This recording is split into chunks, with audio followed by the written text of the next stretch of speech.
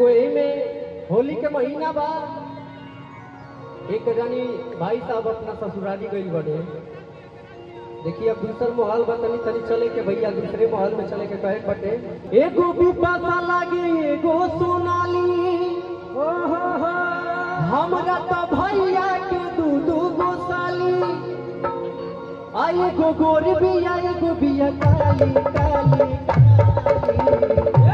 पिंकू भैया, पिंकू भैया, अरे ए भौजी ए भौजी ए भौजी हम कौना में डाली।